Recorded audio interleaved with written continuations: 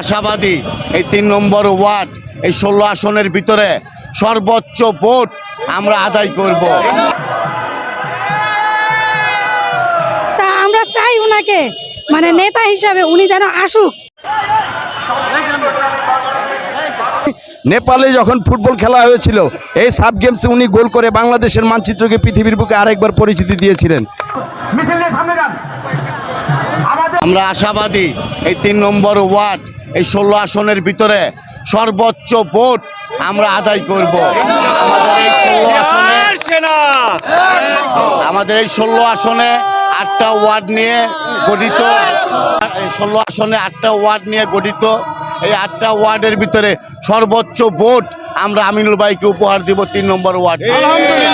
খুবই ভালো একজন লোক, যেটা আমি বুঝলাম ওনার ভিতরে কোনো অহংকার নেই। উনি অনেক কিছুই করবে আমাদের জন্য। কালকে শুনলাম ওনার মুখেই শোনা, এটা কালকে একটা প্রোগ্রামে তো উনি বললেন যে নারীদের জন্য এখন বিজনেস ছোটখাটো সব কিছু উনি কিন্তু রেডি করে দিবেন। তা আমরা চাই উনাকে নেতা হিসাবে উনি যেন আসুক আমাদের ইয়াতে। আপনারা জুলাইয়ের আন্দোলন থেকে শুরু করে, জুলাই আন্দোলন বাদ দেন, 28শে অক্টোবর থেকে শুরু করে উনি যখন মহানগর বিএনপির দায়িত্ব পেয়েছেন, মহানগর বিএনপির দায়িত্ব পাওয়ার আগে থেকে উনি প্রাণপণে বুকের তাজা রক্ত দিয়ে প্রত্যেকটি সমস্যাকে সুন্দরভাবে মোকাবেলা করেছে। এর নামই হচ্ছে আমাদের আমিনুল হক। উনি জাতীয়তাবাদী দলে বিশ্বাসী। উনি প্রত্যেকটি রাজপথে যত আন্দোলন সংগ্রাম, নিপীড়িত নির্যাতিত আমরা যত নেতৃবৃন্দ ছিলাম তার ভিতরে উনি একজন। আপনারা জানেন শহীদ রাষ্ট্রপতি জিয়াউর রহমানের মাজার শরীফ উচ্ছেদ করে দেওয়ার জন্য ভালো একটা প্রক্রিয়া করেছিলেন আমাদের ফ্যাসিবাদী হাসিনা। এই মাজারকে রক্ষা করতে গিয়ে উনি ওনার বুকের তাজা রক্ত বিলীন করে দিয়েছেন এই বাংলাদেশি জাতীয়তাবাদী দলকে সুষ্ঠু এবং সবল রাখার জন্য। অতীতে উনি ছিলেন, বিপদে আপদে উনি সারা জীবন থাকবেন, কারণ ওনার মতো একজন নেতা পেয়েছি, এটা আমরা আসলে দুর্লভ, এটা আমাদের সৌভাগ্য। ৩ নম্বর ওয়ার্ড বিএনপি এবং পল্লবী থানা বিএনপির পক্ষ থেকে আমরা অনেক গর্ববোধ করি যে এরকম একটি নেতা আমরা আমাদের আসনে পেয়েছি। আল্লাহ ওনাকে দীর্ঘজীবী করুক, আমিনুল হক ভাইকে। আমরা চাই উনি মন্ত্রী পদে বসুক, পার্লামেন্টে বসার পরে উনি মন্ত্রী হবে, এটাই আমরা প্রত্যাশিত ১৬ আসনের পক্ষ থেকে।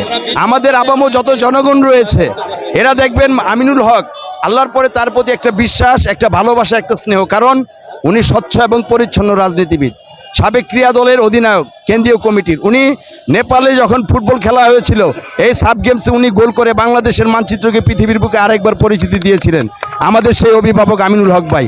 উনি বিপদে আপদে রাজপথে কখনো কর্মীদেরকে ছেড়ে কোথাও পালিয়ে যায় নাই। এটা হচ্ছে আমাদের জাতীয়তাবাদী দল বিএনপির চেতনা এবং বিশ্বাস।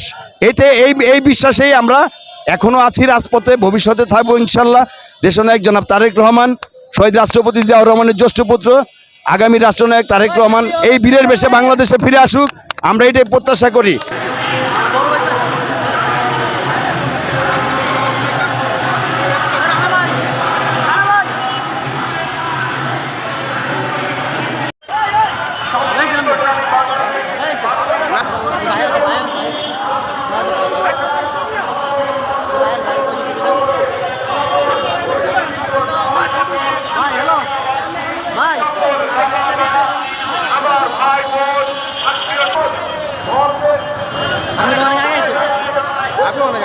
আমি 2টা বাজে